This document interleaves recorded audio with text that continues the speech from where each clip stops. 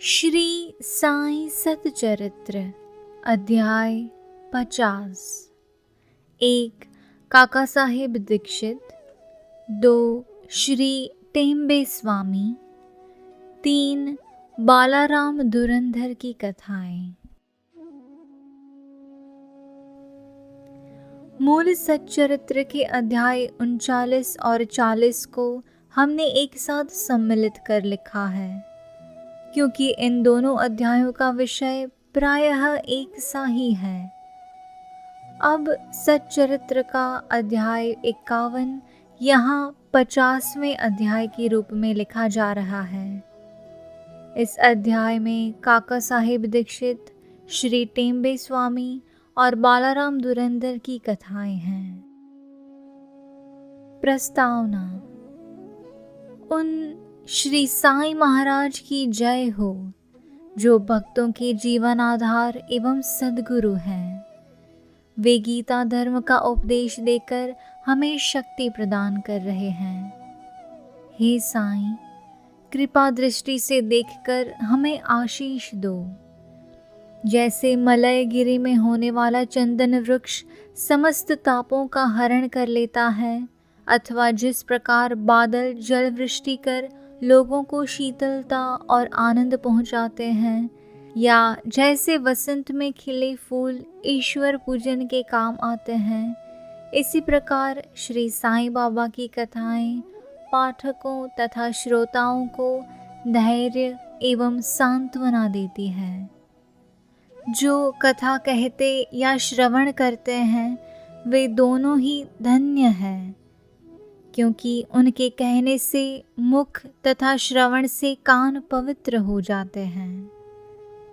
यह तो सर्व सामान्य है कि चाहे हम सैकड़ों प्रकार की साधनाएं क्यों न करें, जब तक सद्गुरु की कृपा नहीं होती तब तक हमें अपने आध्यात्मिक ध्येय की प्राप्ति नहीं हो सकती।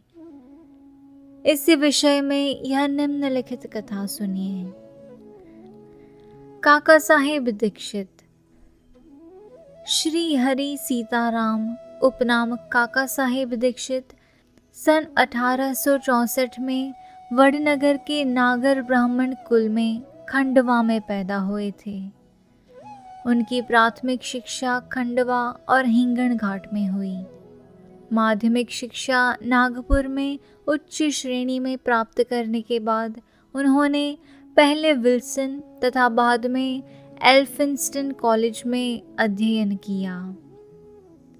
सन 1883 में उन्होंने विधि स्नातक यानी कि LLB और कानूनी सलाहकार यानी कि सॉलिसिटर की परीक्षाएं उत्तीर्ण की, और फिर वे सरकारी solicitor firm messrs little and company में कार्य करने लगे।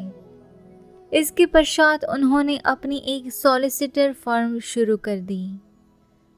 सन 1909 के पहले तो बाबा की कीर्ति उनके कानों तक नहीं पहुंची थी, परंतु इसके पश्चात वे शीघ्र ही बाबा के परम भक्त बन गए। जब वे लोनावला में निवास कर रहे थे तो उनकी अचानक भेंट अपने पुराने मित्र नाना साहेब चांदोरकर से हुई। दोनों ही इधर उधर की चर्चाओं में समय बिताते थे। काका साहेब ने उन्हें बताया कि जब वे लंदन में थे तो रेलगाड़ी पर चढ़ते समय कैसे उनका पैर फिसला तथा कैसे उसमें चोट आई, इसका पूर्ण विवरण सुनाया। नाना साहेब ने उनसे कहा कि यदि तुम इस लंगड़ेपन तथा कष्ट से मुक्त होना चाहते हो तो मेरे सद्गुरु श्री साईं बाबा की शरण में जाओ।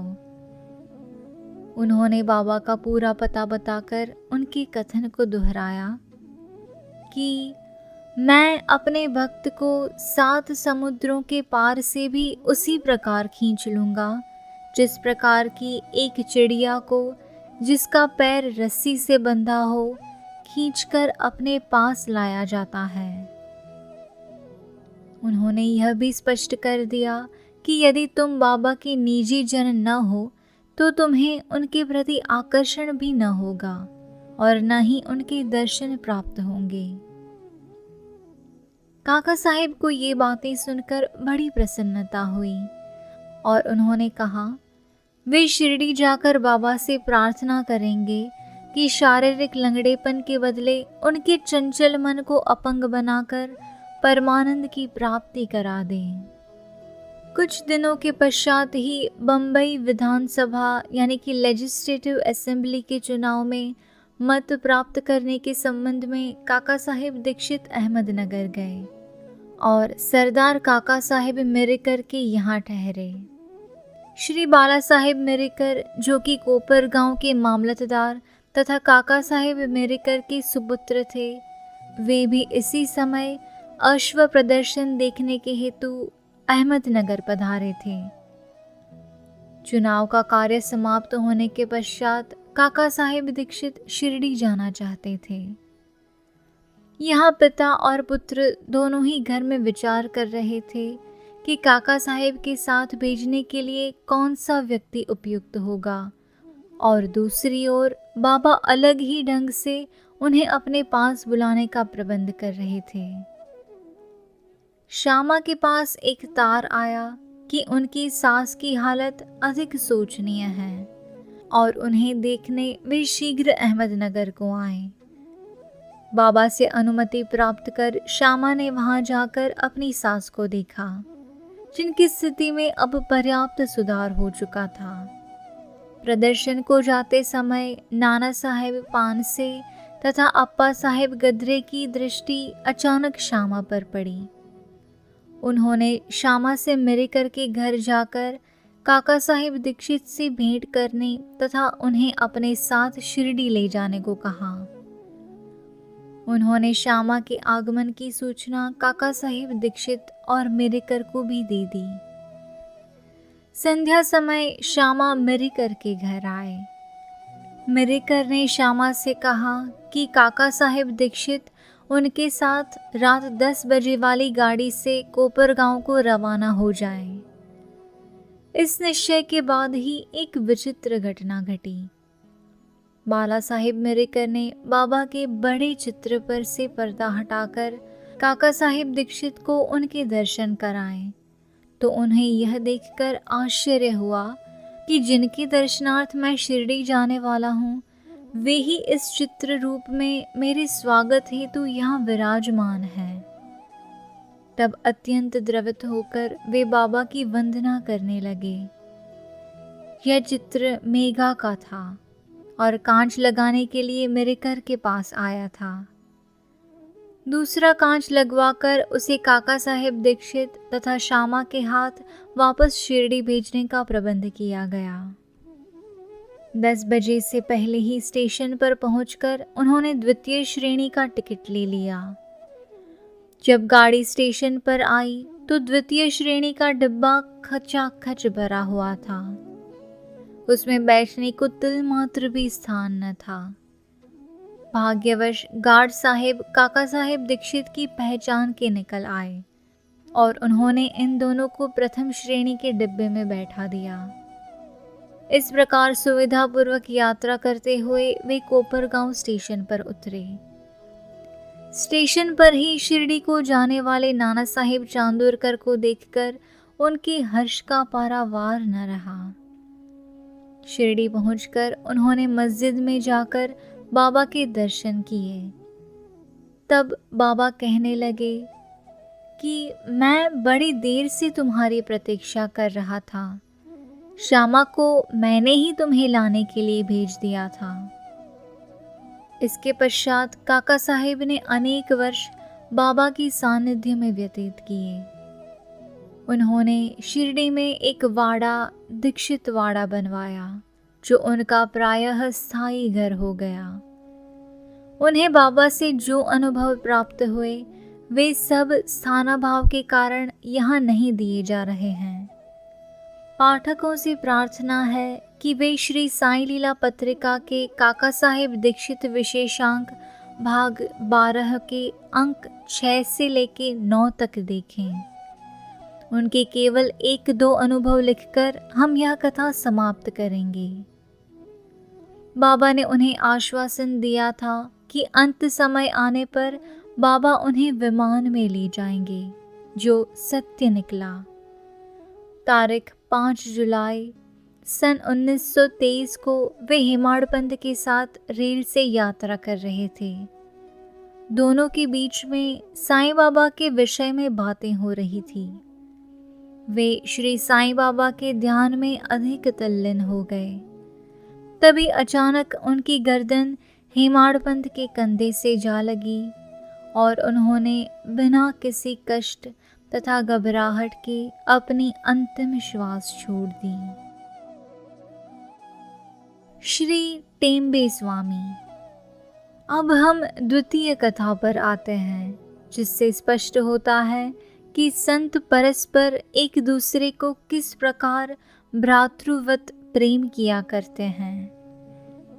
एक बार श्री वासुदेवानंद सरस्वती, जो श्री टेम्बे स्वामी के नाम से प्रसिद्ध हैं, उन्होंने गोदावरी के तीर पर राजमहेंद्री में आकर डेरा डाला।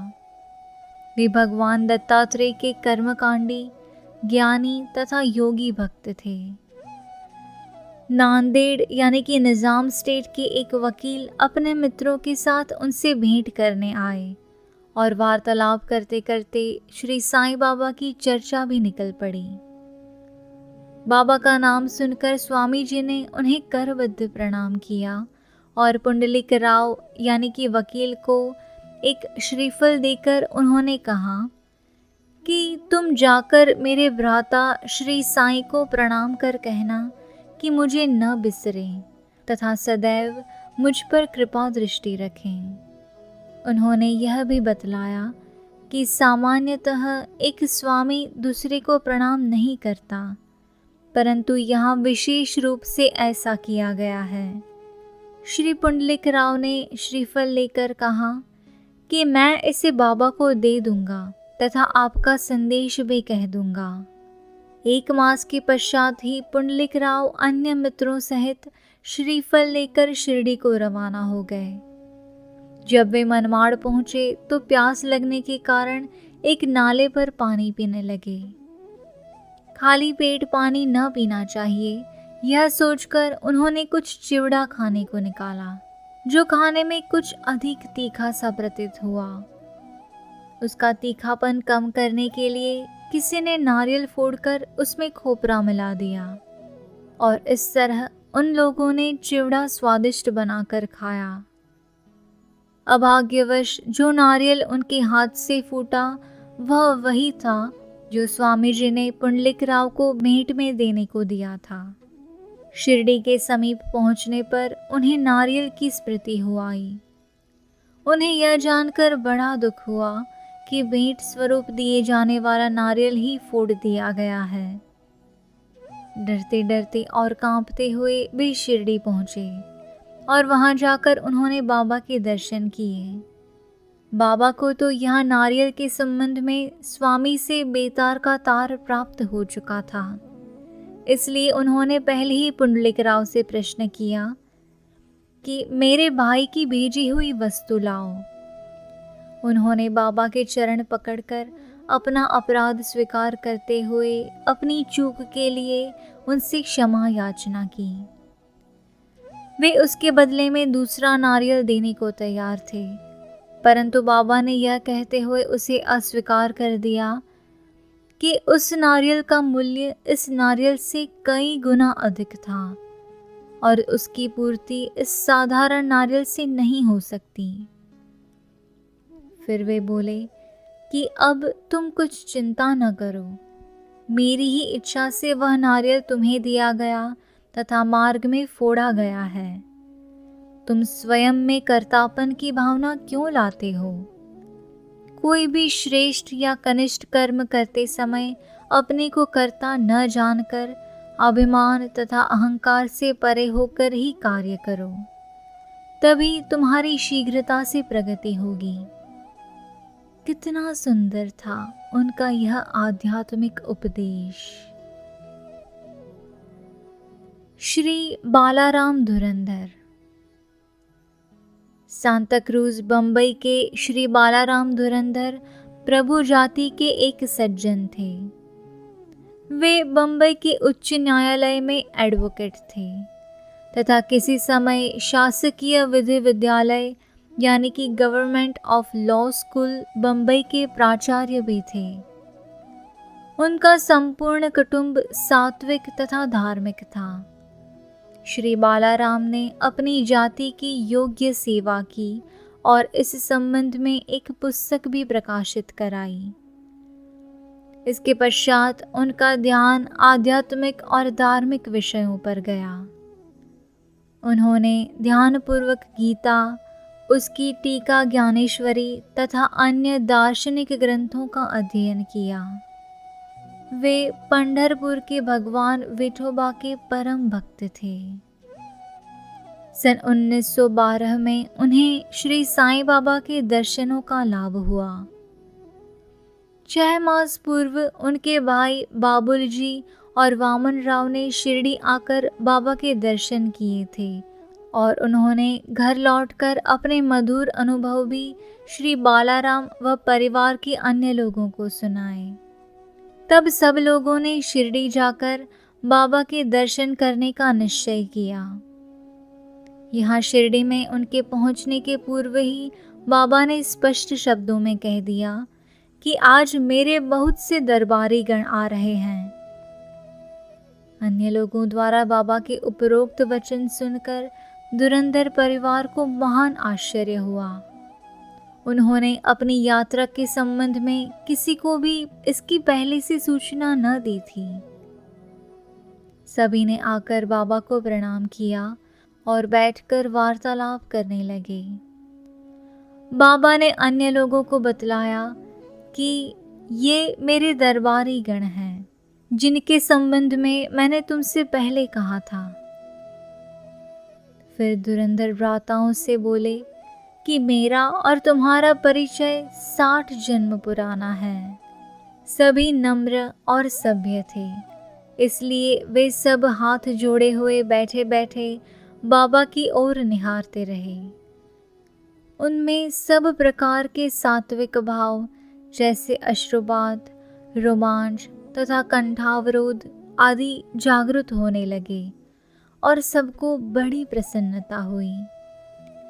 इसके पश्चात वे सब अपने निवास स्थान को गए और भोजन तथा थोड़ा विश्राम लेकर पुनः मस्जिद में आकर बाबा के पांव दबाने लगे। इस समय बाबा चिल्लम पी रहे थे। उन्होंने बालाराम को भी चिल्लम देकर एक फूंक लगाने का आग्रह किया। यद्यपि अभी तक उन्होंने कभी धूम्रपान नहीं किया था, फिर भी चिल्लम हाथ में लेकर बड़ी कठिनाई से उन्होंने एक फूंक लगाई और आदरपूर्वक बाबा को लौटा दी। बालाराम के लिए तो यह अनमोल घड़ी थी। वे 6 वर्षों से श्वास रोग से पीड़ित थे, पर चिल्लम पीते ही वे रोग मुक्त हो गए। उन्हें फिर कभी यह कष्ट न हुआ। 6 वर्षों के पश्चात उन्हें एक दिन पुनः श्वास रोग का दौरा आया। यह वही महापुण्यशाली दिन था जबकि बाबा ने महासमाधि ली। वे गुरुवार के दिन शिरडी आए थे। भाग्यवश उसी रात्रि को उन्हें चावड़ी उत्सव देखने का अवसर मिल गया। आरती के समय बालाराम को चावड़ी में बाबा का मुखमंडल भगवान पांडुरंग सरीखा दिखाई पड़ा। दूसरे दिन काकड़ आरती के समय उन्हें बाबा के मुखमंडल की प्रभा पुनः अपने परम इष्ट भगवान पांडुरंग के सदृश ही दिखाई दी। श्री बालाराम धुरंधर ने मराठी में महाराष्ट्र के महान संत तुकाराम का जीवन चरित्र लिखा है, परंतु खेद है कि पुस्तक प्रकाशित होने तक वे जीवित न रह सके। उनके बंधुओं ने इस पुस्तक को सन 1928 में प्रकाशित कराया। इस पुस्तक के प्रारंभ में पृष्ठ 6 पर उनकी जीवनी से संबंधित एक परिच्छेद में उनकी शिरडी यात्रा का पूरा वर्णन है। श्री सद्गुरु साईनाथार्पणमस्तु। शुभम भवतु।